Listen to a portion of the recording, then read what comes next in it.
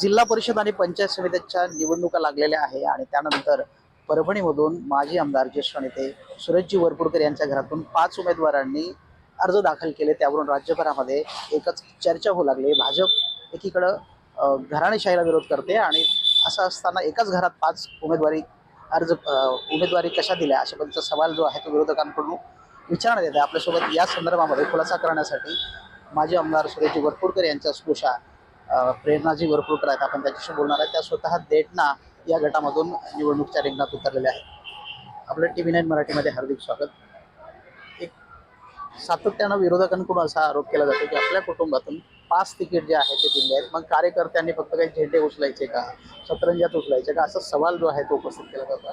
काय सांगाल? मला बाकीच्या 5 जणांचं मला काही माहिती नाही। मी आणि 5 मध्ये तुम्ही कोण आहे? हां, हो ठीक आहे। मला बाकीच्यांचं काही माहिती नाही। मी आणि शमशेरजी हे आदरणीय वरपुडकर साहेबांचा कार्याचा वारसा घेऊन पुढे जातो। गेले 12 ते 14 वर्ष झाले मी समाजामध्ये काम करते आणि त्यानंतर कुठेतरी आज 12-14 वर्षानंतर निवडणुकीला सामोरं जाते। नाही, तुमच्या फॅमिलीतलीच ती नावं जोडलेली गेली आहेत। म्हणजे 2 वरपुडकर साहेबांचे पुतणे असतील किंवा एक त्यांच्या कन्या आहेत, अशा पद्धतीच्या त्यावरून आरोप होतोय, त्यामुळं असं म्हटलं जातंय। प्रत्येकाला व्यक्ती स्वातंत्र्य आहे आणि कोणाला निवडणूक लढवण्याची इच्छा असेल तर आपण कसं थांबवणार? तुम्ही आता दैठणा गटामधून निवडणूक लढवत आहे, कशा पद्धतीची सगळी निवडणूक असणार आहे? कारण तिकडे अनेक वर्षापासूनचे गट गणेश घाडगे यांच्या घरचे सगळे मंडळी आहेत, त्यांच्यासोबत तुमची थेट लढत होणार आहे। कशा पद्धतीचं आव्हान करता आणि नेमका दैठणा गट निवडण्याचं कारण काय? दैठणा गट निवडण्याचं कारण असं आहे की मी आधीच बोलले, मला कुठली निवडणूक लढवण्याची इच्छा नव्हती। शमशेरजी एकटेच निवडणूक त्या ठिकाणी लढवत आलेले। आधी पण जिल्हा परिषद सदस्य म्हणून त्यांनी 2 वेळा काम केलंय आणि मी प्रचारामध्ये त्यांच्या अग्रेसर असायचे। परंतु यावेळेला दैठणा जिल्हा परिषदेच्या सर्व लोकांकडून मागणी आली की ताई तुम्ही त्या ठिकाणी निवडणूक लढवलीच पाहिजे आणि तुम्ही निवडणुकीच्या रिंगणामध्ये उतराच, असा खूप मोठ्या प्रमाणात आग्रह झाला। म्हणून मला त्या ठिकाणी निवडणूक लढवावी लागत आहे आणि विकासाचा मुद्दा घेऊन आम्ही समोर जातो। आदरणीय वरपुडकर साहेबांनी आतापर्यंत निश्चितच परभणी तालुक्याला प्राधान्य देऊन काम केलंय आणि आजवरही विकास करत आलो। भविष्यामध्ये भारतीय जनता पक्षाच्या माध्यमातून मोठ्या प्रमाणामध्ये विकास होईल।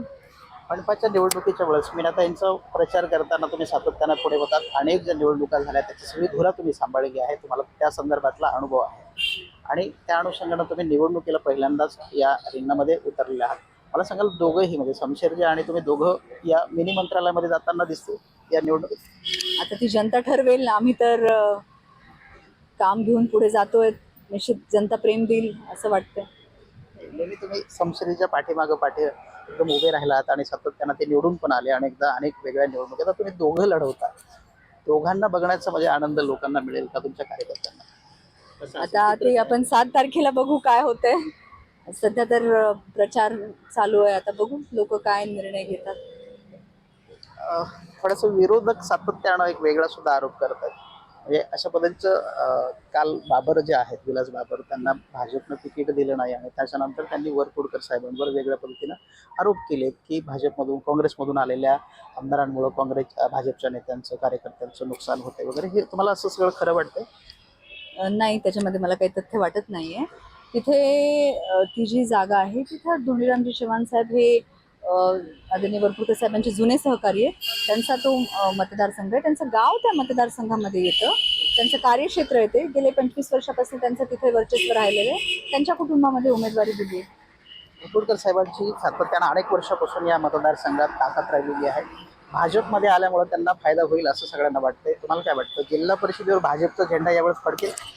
हो, विकासाचा अजेंडा घेऊन भाजप देशामध्ये काम करते, राज्यामध्ये प्रभावीपणे काम करते। तर निश्चितच परभणी जिल्ह्यामध्ये पण भारतीय जनता पक्षावरती यावेळेला विश्वास ठेवतील लोक, असा विश्वास आहे। मनपामध्ये मात्र तसं चित्र दिसलं नाही। मनपात थोडंसं ज्या पद्धतीचा भाजपला विश्वास होता त्या पद्धतीनं यश प्राप्त झालं नाही। नेमकी त्यामागची काय कारणं असतील तुम्ही सांगता येतील? नाही, महानगरपालिकेचा मला काही एवढा अभ्यास नाही, मी ग्रामीणमध्ये काम करते। काय आव्हान काय कराल तुम्ही? आता उभ्या आहात, एकूणच तुमच्या मतदारांना काय सांगाल? एक संधी मला मिळाली पाहिजे।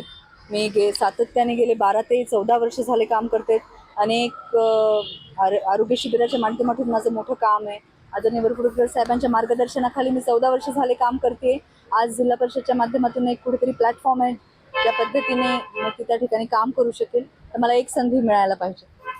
नक्कीच. तर ह्या होत्या प्रेरणा संशय वरपुडकर, जे आमदार सुरेश वरपुडकर यांच्या सुनबाई, आणि त्यांनी सगळ्या प्रश्नाची जी उत्तर आहेत ते रोखठोक अशी दिले. व्हिडिओ जर्नलिस्ट गणेशसह गजानन देशमुख, TV9 मराठी, परभणी.